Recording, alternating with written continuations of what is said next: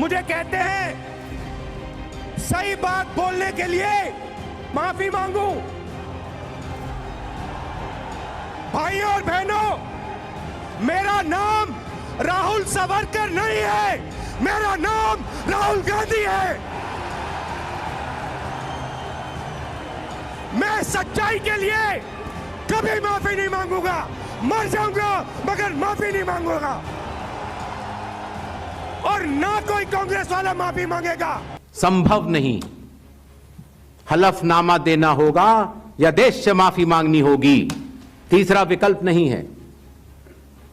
आपके माध्यम से मैं यह भी कहना चाहता हूं, अगर 7 दिन में हलफनामा नहीं मिला तो इसका अर्थ ये सारे आरोप निराधार हैं और हमारे मतदाताओं को यह कहना कि वो फर्जी हैं, इसके ऊपर जो भी इस बात को बोल रहा है उसको माफी मांगनी चाहिए।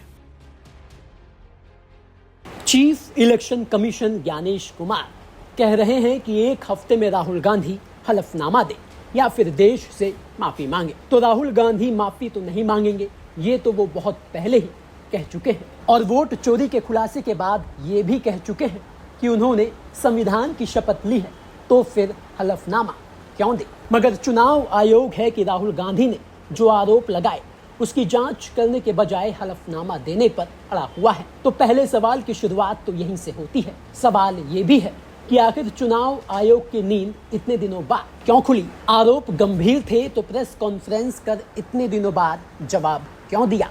वो भी उस दिन को चुना गया जब राहुल गांधी बिहार में वोट अधिकार यात्रा की शुरुआत कर रहे थे। और सबसे बड़ा सवाल कि राहुल गांधी ने वोट चोरी का खुलासा करते हुए जो आरोप चुनाव आयोग पर लगाए, क्या चुनाव आयोग ने उसका सिलसिलेवार ढंग से जवाब दिया, या फिर इस प्रेस कॉन्फ्रेंस को कर राहुल गांधी को फंसाने के चक्कर में चुनाव आयोग खुद फंस गया? चलिए इन सभी सवालों के जवाब हम आपको इस वीडियो में देते हैं। सबसे पहले शुरू करते हैं राहुल के सवालों से, जो उन्होंने महादेवपुरा में वोट चोरी का आरोप लगाते हुए जिन सवालों को चुनाव आयोग से पूछा वो ये कि पहले कम तकनीक में जल्दी चुनाव हो जाते थे, अब महीनों तक चलते हैं, एक दिन में चुनाव क्यों नहीं होते? चुनाव आयोग इलेक्ट्रॉनिक डेटा क्यों नहीं देता?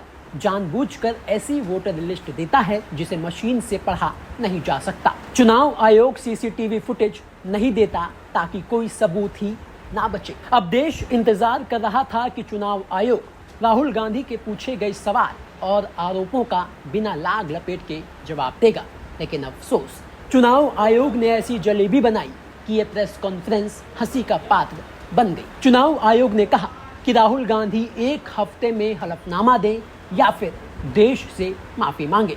अब देश ये कह रहा है कि अगर चुनाव आयोग निष्पक्ष है तो राहुल गांधी ने तो एक विधानसभा में वोट चोरी के आरोप लगाए, वो भी जो वोटर लिस्ट चुनाव आयोग ने उन्हें दी, जिसमें 6 महीने लग गए, जबकि अनुराग ठाकुर ने 5 लोकसभा और 1 विधानसभा में वोट चोरी के आरोप लगा दिए। तो हलफनामा अनुराग ठाकुर से क्यों नहीं मांगा गया?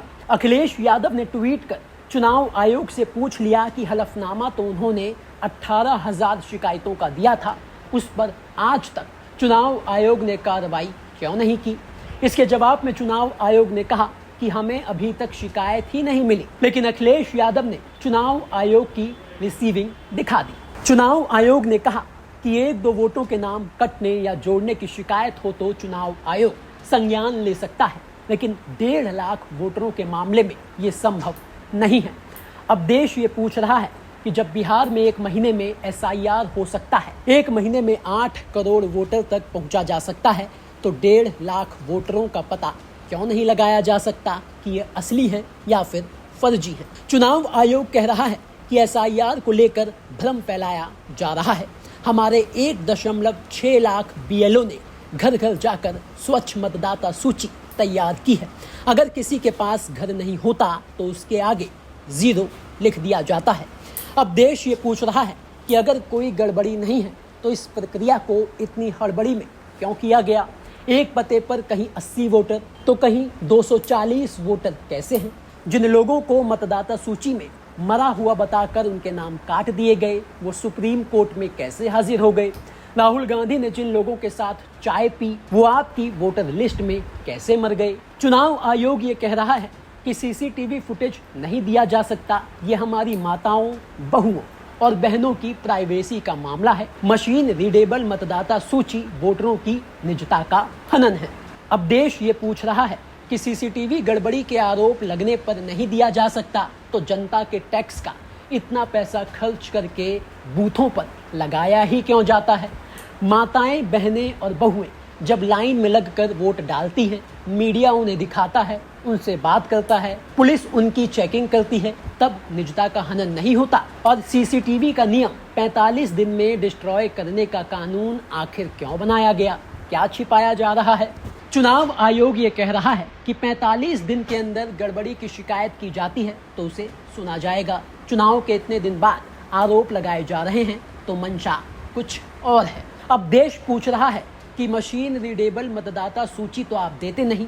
राहुल गांधी को एक अकेली विधानसभा की ये डिटेल निकालने में 6 महीने लग गए, सबूतों के साथ आरोप लगाए, आप हलफनामा मांग रहे हैं तो बताइए 45 दिनों के भीतर बिना सबूतों के कैसे कोई शिकायत करेगा। चुनाव आयोग ने कहा कि राहुल गांधी ने पीपीटी प्रेजेंटेशन में जो डेटा दिखाया वो हमारा नहीं है। अब देश ये पूछ रहा है कि अगर राहुल गांधी ने गलत सबूत दिखाकर देश की जनता को गुमराह किया तो आपने राहुल गांधी के खिलाफ FIR क्यों नहीं कराई, हलफनामा क्यों मांग रहे हैं। तो कुल मिलाकर चुनाव आयोग की इस प्रेस कॉन्फ्रेंस से देश को जिन जवाबों की तलाश थी वो नहीं मिले।